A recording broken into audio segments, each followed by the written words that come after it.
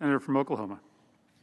Mr. President, I was listening intently to the senator from Texas, who is certainly familiar with the problems on the border. It happens that I spent 30 years down there as a builder and developer many years ago. Got to know the border people. They're trying to do a great job down there against some pretty impossible odds. You know, one thing I always think about is it has nothing to do with Central American citizens or Mexicans. It's the people from the Middle East, terrorists from all over. Open borders don't work. So I applaud him for his efforts on that. Mr. President, this week we have a real opportunity before us to pass a bipartisan Drinking Water and Wastewater Infrastructure Act of 2021. If you only listen to the national media, you'd think that Congress can't get together on much of anything, but this bill is a real example of how that's not always the case. The reason is simple. Everyone agrees that we need clean, safe drinking water and to support state and local projects to protect water quality. Now, there are tangible benefits for communities too. Just consider what the bill does for my state of Oklahoma. First, it will increase the federal funding for local projects over $315 million in the next 5 years, an increase of 123%. More than that, the state retains the control to direct the funds to projects that they have identified. It's called local support. This is, you know, it's a kind of a unique concept. It demonstrates clearly that we who are representing an area know more about the area than the people who don't represent an area. Just the federal government do something. This will increase federal funding for local projects. It will also provide needed resources to help Oklahoma achieve its comprehensive water plan, meeting its goal for using no more fresh water in 2060 than was used in 2010. Now, I'm proud to co-sponsor this bill because it not only recognizes that urban and rural communities have different water infrastructure needs, but it also provides specific benefits to rural states like my state of Oklahoma. A month ago, the Water Quality Division Director in the state at Oklahoma Department of Environmental Quality, Shelley Chard, testified before the EPW committee to highlight the challenges facing rural water systems and the innovation that they're using in rural states and communities to ensure safe and affordable drinking water.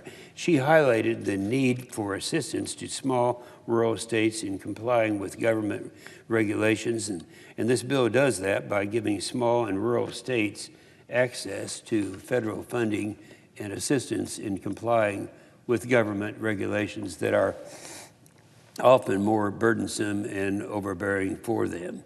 The bill also empowers rural communities to work with technical experts at nonprofit entities and state agencies to implement best practices and more efficient complying with the federal regulations. When a small town like Meridian, Oklahoma, needs help addressing harmful contaminants in their water system, local rural water organizations can provide consistent help and expertise, and they do. They're out there. They want to help. Dedicating resources to help our rural communities will ensure they spend more of their time and their money on community projects, not navigating a bureaucracy. More than just taking care of our water infrastructure today, this bill has an eye on the future by reauthorizing the Water Resources Research Act. The Water Resources Research Act supports cutting-edge water research at universities across the country, including Oklahoma State University in Stillwater. OSU will receive research funding over the next 4 years to study wastewater reuse and produced water from oil and gas operations and more. The bill will also more than doubles the funding for the Enhanced Aquifer Recharge Research Program. This program does essential work to refill the groundwater aquifers, especially in areas with water shortages, to sustain a reliable municipal water supply. Now, I thank my colleagues, Senator Carper and Senator Capito, for working together to move this bill through the normal committee process and bring it to the floor. This is what bipartisanship means, and we do see this every day in spite of what you might get from the media. I look forward to this bill being passed and enacted into law quickly, but it's important that this not be the end of our bipartisan infrastructure work. We also need to reauthorize the new surface transportation plan before October 1st. I know that it can be done because I did it twice with Senator Boxer. We did the MAP 21 program. We did that was in 2012, and we did the FAST Act in 2015. We're successful because we focused on actual infrastructure, roads, highways, bridges, waterways, and the like. Senator Capito rolled out a meaningful infrastructure package just this last week. It is bold and focused on what our country actually needs. Now, while President Biden and the Biden administration recognize the Republican plan as a starting point, sadly, Senate Democrats dismissed it outright without even waiting to read it. And why? Because the extreme left wants to hijack the popularity of infrastructure to pass their Green New Deal agenda. You know, I had the honor of being with the president and the vice president in the White House in the first week in office. And at that time, they were talking about the infrastructure package of the administration. Now, I told the president at that time, one of the problems I have with what I feel is going to be in his infrastructure package is going to be using the popularity of infrastructure repair. That's popular. People want roads, they want highways, they want infrastructure. But they want to use the popularity to get their agenda passed. Now, the infrastructure package that the president came out with, only about 7% of that actually is roads, highways, and bridges. So that's not what we want. But we do have a bill coming out of our the committee. The proof is in the numbers. The Biden plan would spend more on electric vehicle charging ports and subsidizes for electric cars than it does on roads, bridges, and airport combined. You know, I didn't believe that when I first saw it. How could he come out with something that would actually spend more just on the electrical vehicles than it does on roads, highways, and bridges? But that's exactly right, because it would be 157 for roads, highways, and bridges, but 174 billion for electrical vehicle support.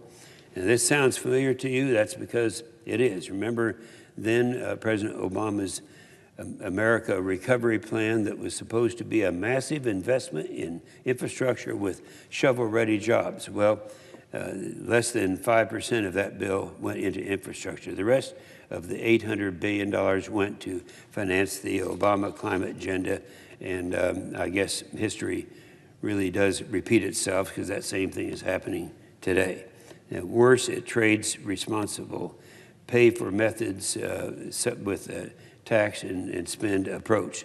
A lot of people here may be too young to remember this, but I remember when the biggest problem we had in the Highway Trust Fund was we had too much money. We had too much surplus. I asked the chair, can you believe that? Because you haven't been here that long, but that actually was the problem. Because the Highway Trust Fund was actually more than it needed to be. And I can remember back during the Clinton administration, I was pretty upset when he took several $1 billion out of that program because the surplus was there, and I grant you that. But nonetheless, we knew that leaner times were coming, and that we would end up with a highway program that we would not be able to pay for out of the Highway Trust Fund if we let people take money out of that trust fund. But anyway, a lot of people here too may be too young to remember that, but that actually did happen. But no one of these unique things about our highway system is the user pays, user benefits model. As a recent EPW hearing that we had, that was just 2 weeks ago, Every single witness was in agreement that users who benefit should pay into the system. They all agreed that electric vehicles should be paying their fair share to maintain and improve our infrastructure. But instead, the Biden plan takes the tax and spend approach, increasing the deficit and raising our corporate tax rate, undoing the historic tax cuts that we achieved under the previous administration, the Trump administration. People hear that they don't fully appreciate just what it means. They think that corporate tax rates won't affect them, but the people hurt by the most of the higher corporate tax rate trend to be in the most vulnerable categories. That's because higher taxes on job creators not only hurts America's competitiveness around the world, but it means lower wages, lower GDP growth, and fewer jobs to go around.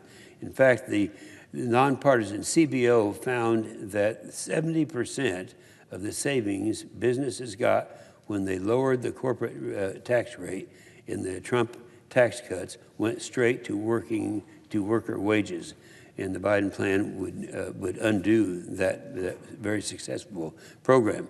A study done by Rice University found that raising the corporate tax rate back to 28%, like Biden plans to do, will actually kill 1 million jobs in just 2 years. Before the pandemic, the economy was growing fast, thanks to large part to the historic tax cuts and the regulatory reforms that drove the record job growth. In fact, we had the best economy of my lifetime prior to the pandemic problem that came along. And now, 12 months into the pandemic, as many states are just now allowing businesses to reopen, the administration is looking to raise taxes on job creators who can get our economy back on track. So the White House said it was serious about infrastructure investment, and I'm committed to working with the President and my colleagues in the Senate to do this. It can be done this year, just as it has many times in the past, but it needs real infrastructure, not just big spending liberal climate bill. With that, I yield the floor.